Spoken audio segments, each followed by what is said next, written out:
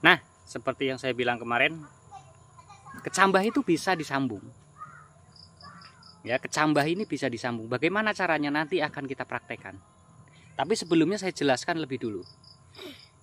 Untuk sambung pucuk itu tujuannya untuk apa? Untuk memperbaiki batang atas. Misalkan ini dari batang lokal, buahnya kecil, buahnya tidak lebat.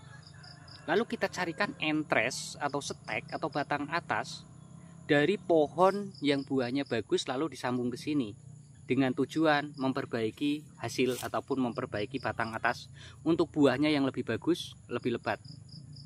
Tujuannya ke situ. Nah, bibit atau stek atau entres yang kita ambil dari induk yang bagus itu akan meniru atau mengikuti sifat genetik dari induknya. Karena itu satu pohon dengan induk.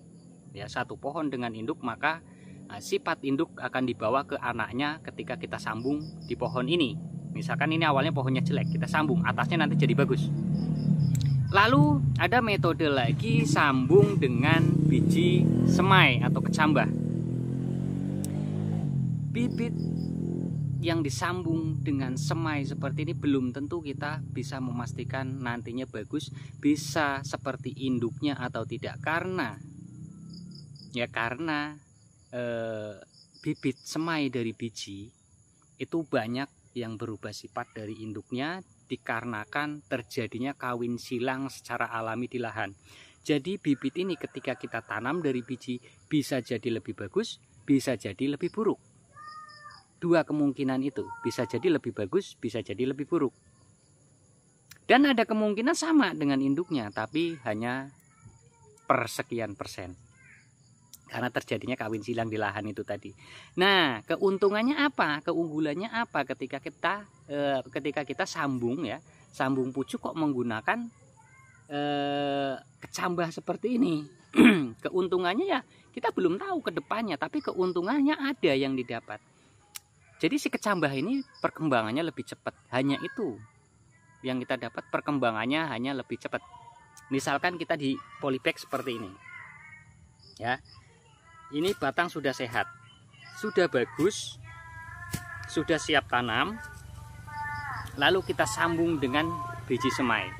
Maka biji semai ini, kecambah ini pertumbuhannya nanti lebih cepat ketimbang biji ini yang ada di polybag.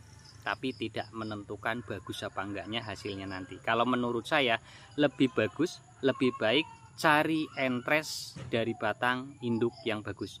Biar hasil ke atas dari awal kita pembuatan atau dari awal kita nyambung sudah bisa memastikan ini pasti 100% meniru induknya. Seperti itu. Jadi tujuannya itu memperbaiki batang atas untuk menjadi pohon yang lebih bagus daripada batang bawah. Dari segala sisi, segala hal. Dari buah, iya. Dari pertumbuhan, iya. Dari ketahanan terhadap penyakit, terhadap hama, yaitu kita tentukan dari entres atasnya. Sedangkan dari sini kita belum bisa menentukan, hanya sekedar untuk mempercepat pertumbuhan kecambah. Kalau menurut saya ini hal yang ribet, yang yang nggak harus kita lakukan. Daripada kita nyemai dulu biji di polybag, ya, nyemai dulu biji di polybag. Nanti setelah jadi baru kita sambung dengan salah satu klon dari kecambah seperti ini. Ya lebih baik nyemai langsung biji kecambah seperti ini, ditancepin langsung ke polybag, setelah jadi pindah tanam ke lahan. Lebih cepat pertumbuhannya, lebih nggak ribet juga. Nggak ribet kita harus sambung-sambung, untuk resiko kegagalan juga ada. Ya, kalau menurut saya ini kurang bagus. Nah, kok ngobrol terlalu lama, kita prakteknya kapan? Sekarang kita praktekin bagaimana caranya untuk menyambung kecambah ini ke dalam pohon yang sudah ada di kebun ataupun bibit yang ada di polybag yang lebih besar. Gini,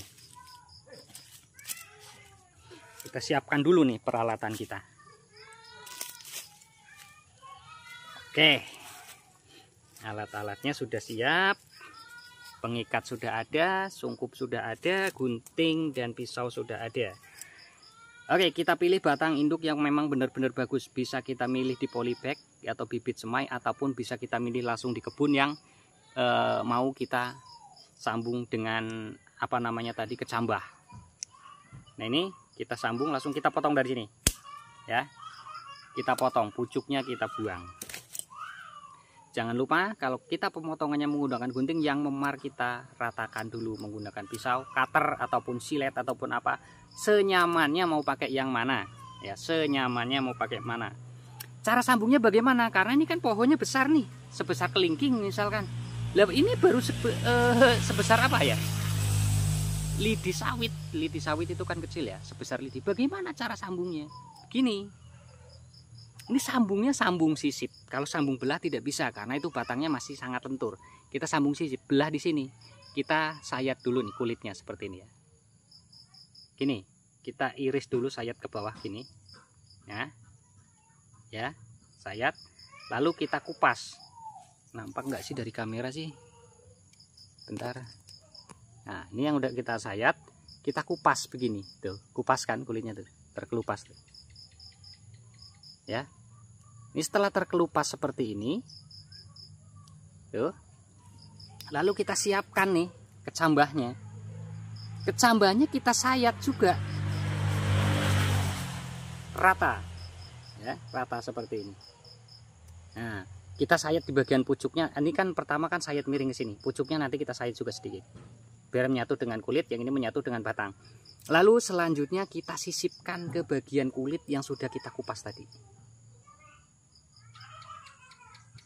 Nah, ini kurang mengupas sedikit nih.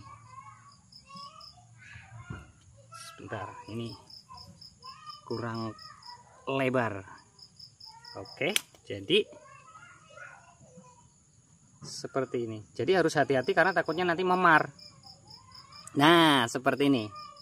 Ya, ini udah menyatu nih antara kecambah dengan kulit. Lalu kita ikat.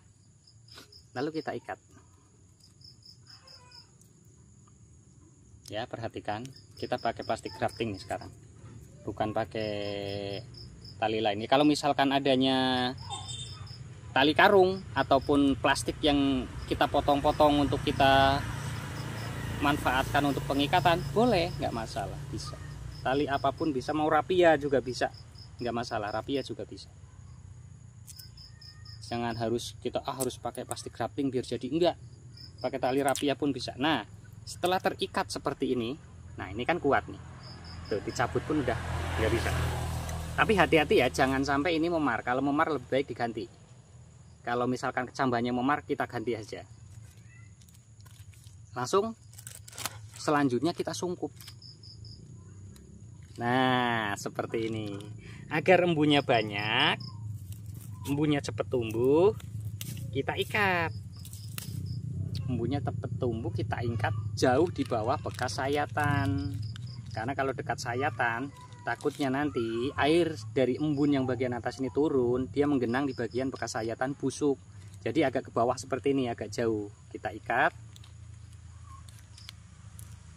Nah, setelah seperti ini, selanjutnya apa? Ini kalau di pembibitan, taruh di tempat teduh. Kalau di lahan, cari yang bagian atasnya ada peneduhnya, biar dia si entres ini tidak langsung layu, langsung melengkung, langsung mati karena terjemur sinar matahari. Jadi milih bagian tunas yang akan kita sambung, bawahnya yang kira-kira ada peneduh di bagian atasnya. Kalaupun di tempat terbuka ya bisa kita kasih, misalkan ada ranting-ranting pohon apa yang tidak kepake di lahan, kita potong, tancepin aja di atasnya sebagai peneduh sementara. Lalu apalagi kalau misalkan lahannya terbuka total, nggak ada apa-apa, ya nyambungnya nanti di musim penghujan. Jangan buru-buru ketika masih ada panas langsung disambung, koit nanti. Ya seperti ini ya. Jadi maksud tujuan utama dari sambung biji ini hanya untuk mempercepat pertumbuhan saja, atau mengganti klon yang lokalan menjadi klon baru dengan hasil yang belum ketahuan kedepannya seperti apa, karena bibit biji belum tentu dipastikan bagus. Nah, untuk apa ya, kalau saran dari saya untuk sambung kopi, daripada kita sia-sia menyambung dengan sistem seperti ini, dengan cara seperti ini, lebih baik sambung dari entres batang induk yang sudah dipastikan bagus, daripada kita nanti kecewa ke depannya karena belum tahu hasilnya nanti seperti apa. Walaupun dari satu klon unggulan, belum tentu bibit biji ini sama dengan induknya. Nah, mungkin seperti itu. Kita lanjut ke video berikutnya.